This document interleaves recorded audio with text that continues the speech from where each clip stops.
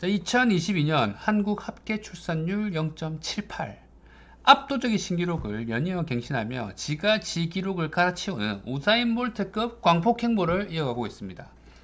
자, 그런데 나는 뉴스 계속 보다가 우리나라만 이렇게 심각한 줄 알았는데 역시 우리는 혼자가 아니었습니다. 자, 위어 더 월드 글로벌 시대 아니요. 자, 고개를 딱 들어서 옆 나라도 살펴보니 출산율 경호답 삼형제가 아시아에 이렇게 딱 있었습니다. 출산율 경호답 삼형제 0.78 한국, 0.89 대만, 1.01 태국 이렇게 삼형제가 있었습니다. 자, 근데 대만이야.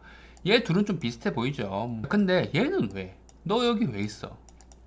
요게 좀 궁금하더라고. 자, 그래서 오늘은 내가 볼 때 이 둘보다 더 노답인 태국에 대해서 한번 알아보도록 하겠습니다.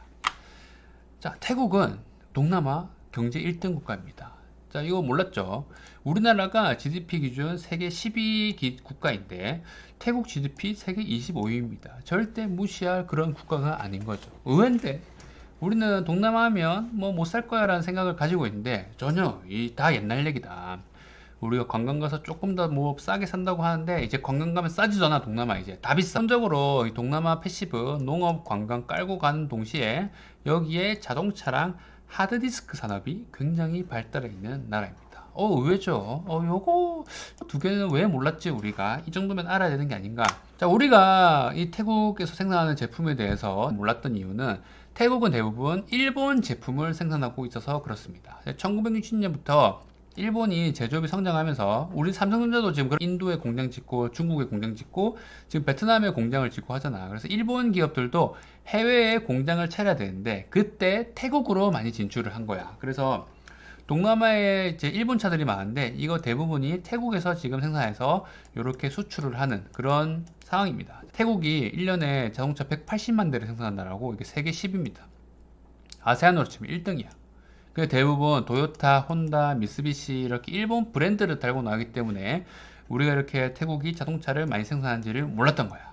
의외로 자동차를 굉장히 많이 생산하고 있고 이건 더 의외인데 하드디스크 전 세계 생산량의 40%를 이제 담당을 하고 있습니다. 자, 그래서 2011년 내에 태국에서 큰 홍수가 난 적이 있는데 이때 하드디스크 대란이 전 세계적으로 일어났다고 하네요. 자, 그 다음에 태국은 이제 동남아 패시브, 이제 농사가 무지하게 잘 된다. 그래서 쌀 수출 세계 2위입니다. 인도에 이어서. 자, 봐봐. 인구는 우리나라랑 아까 비슷한 수준이었는데 생산량이 압도적으로 차이가 납니다. 이 왜 압도적으로 차이가 나냐면 국토 넓어. 아직까지 농업 인구가 인구의 40%라고 합니다. 그리고 이모작 치트키를 쓰잖아. 치사하게. 우리는 봄 되면 가뭄 그 가뭄 걱정하면서 모내기 쎄빠지게 해가지고 이 가을 되면 태풍아 오지 마라 이러면서 한 번 딱 그렇게 생산을 하는데 얘들은 그런 게 있어. 막 모내기 딱 해가지고 그냥 바로 하고 치워버립니다. 심지어 어떤 지역은 산모자까지 되는 지역이 있다고 해요. 너무 사기 아니냐. 그런데 태국 쌀도 지금 문제가 되는 게 항상 돈이 문제입니다. 돈이.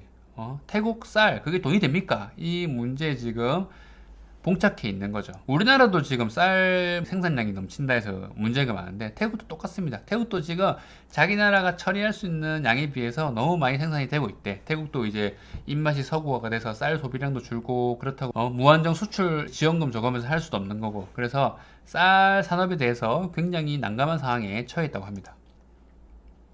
자, 이런 쌀도 좀 말을 안 듣는 상황에서 주요 산업까지 흔들리고 있는 거지. 자동차는 전기차 시대인데 전기차가 어떡합니까? 지금 일본 기업들은 전기차를 잘 안 만들어서 이 전기차로 바뀌는 이 시국에 오늘 코스닥 오늘도 난리 났더라. 2차 전지 때문에. 그런데 이 메타에서 태국 자동차 산업 어떻게 될까에 대한 물음표가 한 개 붙어 있는 상태고 아까 하드디스크 1등이라고 했는데 요즘에 다 SSD를 씁니다. 이게 훨씬 더 빠르다고. 그래서 SSD 주요 업체 순위를 보니까 킹성전자, 에스킹 하이닉스라 하자. 에스킹 하이닉스가 이렇게 나눠 먹고 있는데 요 사이에 웨스턴 디지털이랑 키오시아가 껴있는데 얘네는 태국에 공장이 있긴 있어. 자, 근데 이미 1등이 한국이죠. 1등 4등이 한국이란 말이야. 자, 미안하다 태국. 우리도 먹고 살아야 되지 않겠니?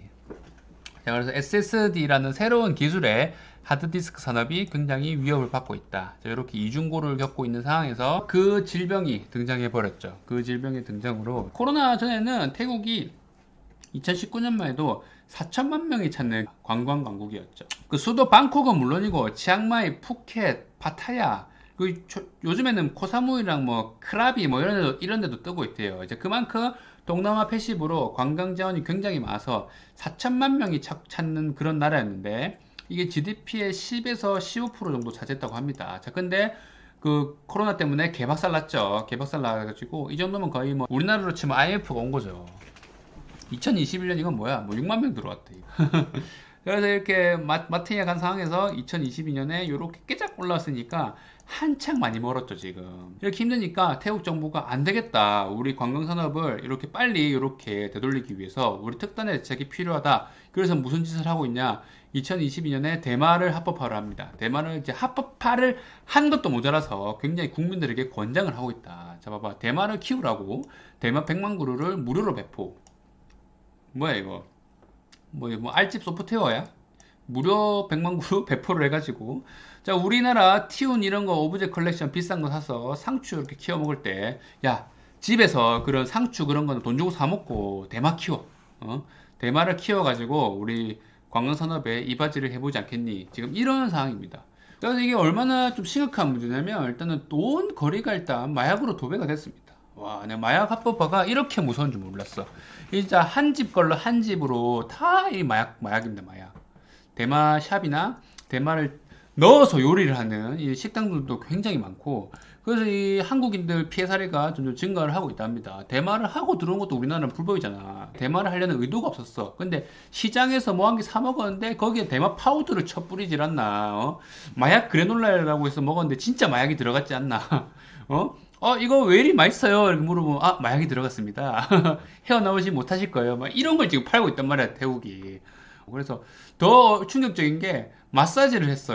오일 마사지를 했는데 그 오일에 대마 오일이 들어가 있어가지고 이 피부에 흡수가 되면 그게 대마를 한 것처럼 된대요. 그래가지고 와, 이 먹는 것도 조심해야 되고 마사지 뭐 그러니까 뭘 하질 못하겠더라고. 그렇게 굉장히 이 일상에 마약이 파고든 그런 나라가 되어버렸다. 이렇게 지금 관광도 어렵고 뭐 이리저리 사회가 어지럽다.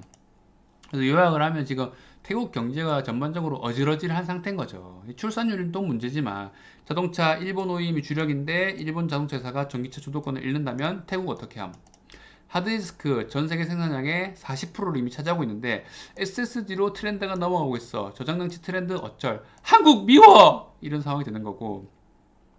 자, 농업 같은 경우는 생산이 아닙니다. 수출 2위 국가인데 높은 임금 등을 이유로 인도, 베트남 산업에 비해서 경쟁력을 잃어가고 있습니다. 관광 말해 뭐해 GDP의 약 15%의 산업인데 코로나로 개박살 났으니까 안 되겠다. 대만까지 키워.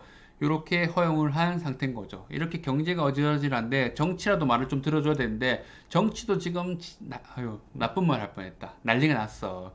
2014년에 군부 쿠데타가 일어나서 태국은 입헌군주제에서 왕이 있지만 실질적으로는 총리 정치를 하는 구조인데 요 총리 아이씨가 군인입니다. 군사 쿠데타 해가지고 우리나라로 치면 70년대에서 80년대 뭐 그런 느낌이라고 보면 되겠네요. 그래서 경제도 지금 어지러지려 죽겠는데 정치적으로도 불안합니다. 자, 이런 상황에서 아기를 낳을 수 있을까라는 생각이 드는 거죠. 기본적으로 제조업이 좀 발달해 나오고 있고 여성들의 사회 진출이 활발해지고 있었기 때문에 출산율이 뭐 그런 높지도 않았어. 원래 태국이 원래 1.5에서 이렇게 완만한 하락세를 하다가 이 코로나 만나면서 으악 하면서 골로 가버렸죠. 이런 상황에서 어떻게 애를 낳을 수 있을까라는 생각이 듭니다. 자, 그래서 KBS에서 이렇게 태국의 출산율에 대해서 보도를 한 자료를 찾았는데 보니까 이 인터뷰 하시는 분 멘트가 어디서 많이 본 듯한 멘트야. 아이를 낳으면 죄를 짓는 것 같다고 해요. 왜냐하면 아이들을 키우기가 일단 1번 힘들고 나보다 더 나은 삶을 줄 수 있다는 확신이 없다고 합니다. 여기서 많이 들어봤죠. 우리나라도 똑같이 이렇게 얘기하지 않을까 라는 생각이 드는데 그래서 출산율이 떨어진 이유를 보면 출산율 부진은 단순히 애를 적게 낳는다는 문제가 아니라 살기가 그만큼 팍팍하다는 반증입니다. 내 애가 이렇게 팍팍한 세상에서 살아갈 수 있을까? 그리고 내 한 몸 지금 건사하기 힘든데 어떻게 내가 누군가를 책임지며 살아갈 수 있을까?에 대한 반증인 거죠. 그래서 아이를 낳으라는 장려 정책보다 아이를 낳고 싶은 사회를 만드는 게 지금 우선순위가 아닐까 라고 생각합니다. 애 낳으면 얼마 줄게, 애 낳으면 얼마가 필요해 이런 걸 재는 사회가 아니라 돈이 얼마가 들든 내가 애를 낳아서 키우면 내가 너무 행복해. 건강한 사회 공동체에서 내 애가 태어나서 내 애가 또 이런 공동체의 일원이 되는 게 자랑스러운 사회를 만드는 게 우선인데, 뭐 나도 말은 이렇게 하지만 뭐 사실 이게 총체적인 난국이죠. 아니 살기 좋은 나라 만드는 건 뭐 내가 정치인인 걸 떠나서 모두의 꿈 아닙니까? 근데 대통령이 누가 되든 뭐 총리가 누가 되든 누구 한 명에게 딱 바꿀 수가 없는 좀 우리 사회 전반적인 어려운 문제가 아닐까라고 생각을 했습니다. 자, 그래서 오늘은 태국 출산율을 생각해 보면서 자, 우리나라 출산율까지 한번 생각을 해봤는데, 자, 어렵죠. 어렵지만, 자, 우리 같이 한번 해결을 같이 해나가야 될 문제가 아닐까라고 생각을 하고 있습니다. 자, 오늘은 여기까지 하고, 자, 오늘 내용이 좋았다면 구독과 좋아요, 알림 설정까지 부탁드리겠습니다. 다음 시간에 만나요.